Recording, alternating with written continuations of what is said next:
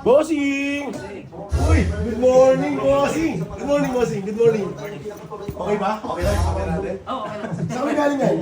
Ano lang, sa tuwing mo, pinigap lang ng kapatid. So anong pyesa natin ngayon? Dalawa yung sa akin, tapos sasabay din siya.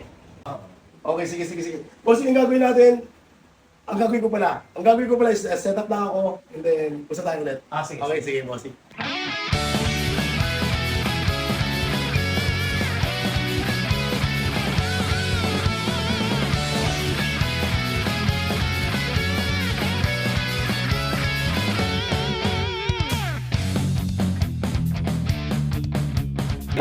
Ha?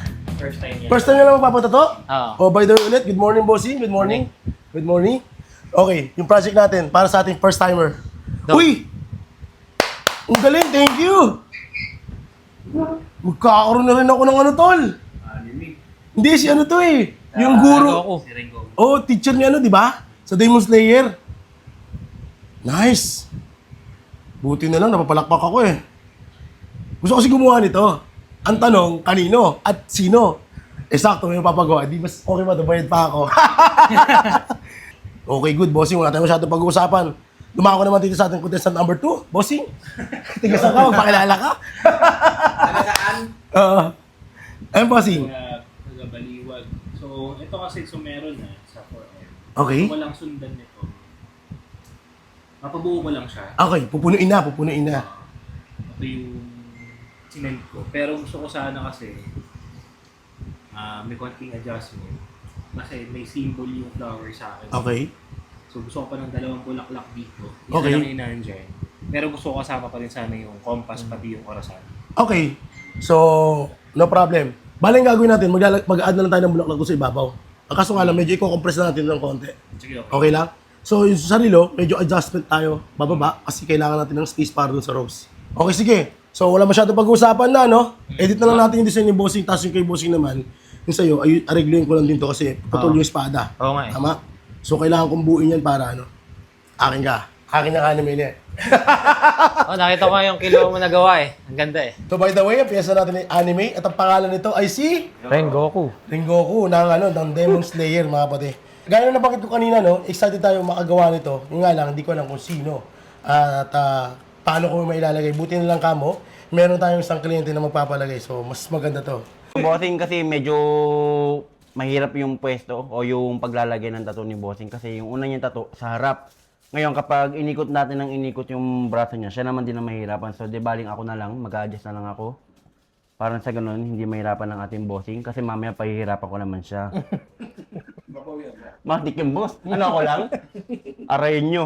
Pag bagong tattoo ba, pwede bang iligo sa dagat? No, syempre. Bawal na bawal yan. Alam na mga nato yung mga Bossing kasi kapag nababad yan, lalo sa dagat, may mga germs kasi doon na hindi natin nakikita na pwede mag-cause ng infection sa mga balat ng Bossing natin. And syempre si Bossing, nurse to, alam niyo yan.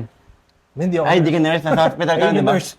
Ayun. Yung mali. Mali ako, mali. Mali. Ay, bala. Si Bossing. Shout out, Bossing. Sabi ko na nga ba So, nabuhula Out-of-focus ako, boss. Out-of-focus ako. Aray ko. Yung mga boss, ito yung project natin ngayong araw. So, meron tayong anime mga pade. Hi! Excited tayo dito mga pade. Gawa ng mga nakaraan. Puro black and gray, Polynesian, geometric. Ngayon naman post, magkukulay tayo.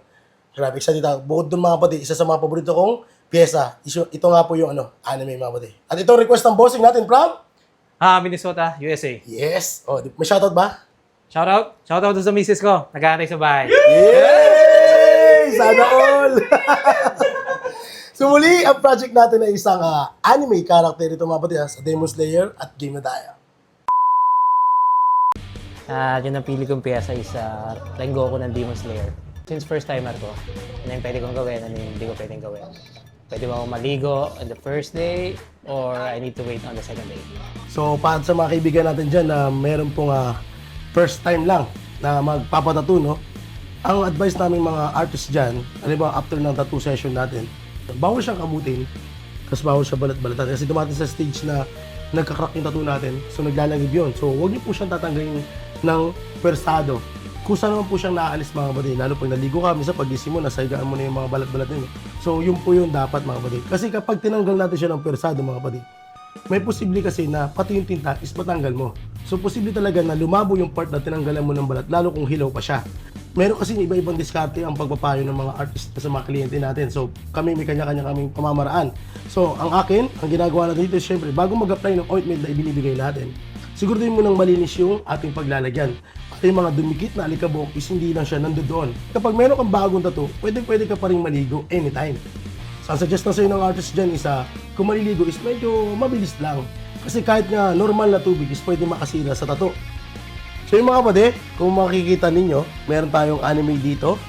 So isa po ito sa mga paborito nating pyesa kapag tayo ay nagtatattoo mga kapatid. Madalas kasi puro black and gray yung pinapagawa sa atin. So, kaya pag nagkakaroon tayo ng mga ganitong klase ng pyesa, halimbawa na ng anime mga kapatid, talagang iba po yung saya na ibinibigay sa akin po. Gawa nga nung nag-start tayo mag-drawing mga kapatid, tapos nag-aral tayo, is ito nga yung anime, isa sa mga paborito natin. Lalong-lalo na nung kabataan natin, no? Yung notebook natin sa likod, di ba? Punong-puno ng anime yon. Ang kulay kasi mga kapatid is mabilis itong mahawaan, lalong-lalo na yung mga light color dyan. So kapag ganitong color po yung ginagawa natin, mas maigi na meron po kayong plano kung saan kayo magsisimula. Halimbawa na lang, kung ang punas ng tissue ninyo is pababa, sa part na yon, halimbawa kung natapos na to, kailangan iwasan nyo na po yung pagpunas doon o mapunta yung ibang punas dito sa baba. Gawa nga po ng posibleng mamansyahan po. So kung sakasakaling dito tayo nagtattoo, sa baba, kailangan ng punas sa baba kasi wala pa itong tattoo. Pero kung sakaling meron na to, dapat ang punas is pataas na. So kung mapapansin nyo itong pyesa natin, buo na siya kasi yung ginawa natin is sinimulan natin yung pagkukulay mula doon sa itaas pababa. Nang sa ganun nga po mga kapatid, kapag nagpupunas tayo ay hindi na po mamansyahan itong ating mga nagawa. So yun po yung discarding ginawa natin. So doon po sa mga kaibigan natin dyan na nagsisimula pa lang sa pagtatattoo at nag-aaral po gumawa ng mga colored na pyesa, pag-aralan nyo po maigi kung saan kayo mag-start. Nang sa ganun po hindi naman po madamage yung mga ginagawa. So yung mga boss, ito yung ating finished product ngayong araw.